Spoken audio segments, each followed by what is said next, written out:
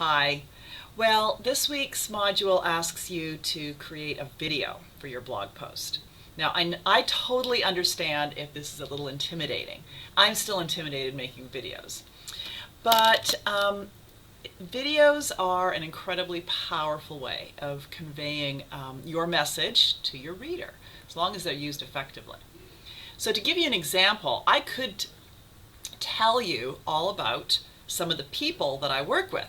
I could tell you that Brian Brodeur teaches poetry, that Melissa Blankenship is one of the newest members of the faculty, or that Dr. Cruz Arube teaches history and is just down the hall. Or I could do this.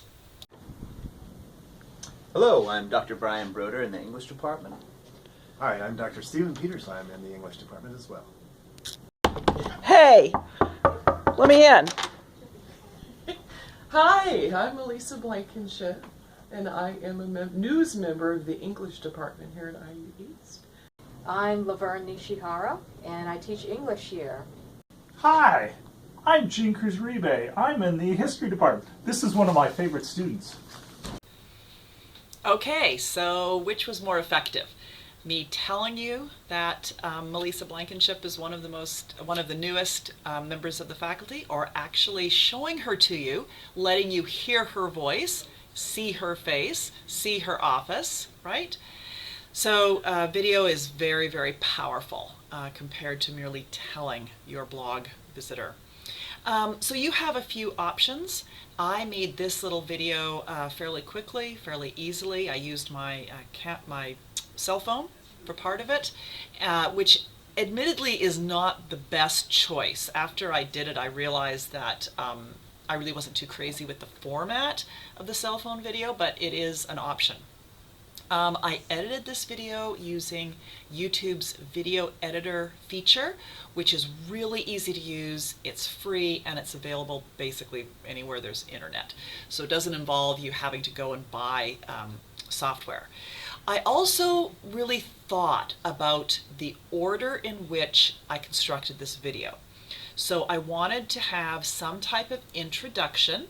Remember, context is really, really important, whether you're writing, engaging in traditional writing, or whether you're creating a video or some other media.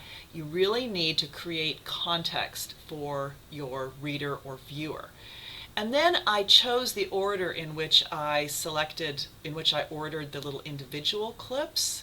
I wanted to end with Dr. Cruz-Arube's introduction of his favorite student, because I thought that was a great ending. And then I planned out this last little piece where I'm attempting to tie it all together. The reading that you have for this week in connection with creating the video has some very, very good tips in it. Probably not everything in the reading, and let me just remind you, it's chapter 4 from this text. Not everything in this chapter will be 100% relevant, but there are some very, very good suggestions. One of the things that I would strongly recommend you keep in mind as you prepare your video is really thinking about that notion of storytelling. Obviously, I'm not using storytelling in the traditional sense, like Once Upon a Time, but rather the idea that there should be some kind of purpose or point, and it should move logically or cohesively from one idea to the next within your video. And that's where the idea of storyboarding comes in. Reddish, I always have to remind myself that, because I get these two writers confused. Felder, I'm so sorry. This is Felder, right? Reddish is our other writer. Felder really recommends creating even a very basic storyboard for your video, where you just have, okay, I want this shot first, I want this, I want this. It's simple is totally fine, but it's good to have a general idea of the story arc as you go before you actually go into it. I'm going to be posting some resources for you to use, and as you read through the rest of the module, you'll see I'm elaborating on some of the choices you have as you do your video. I really want you to keep it fun. It does not have to be any particular form, although it does have to be of your own creation. I'm really looking forward to seeing what you come up with.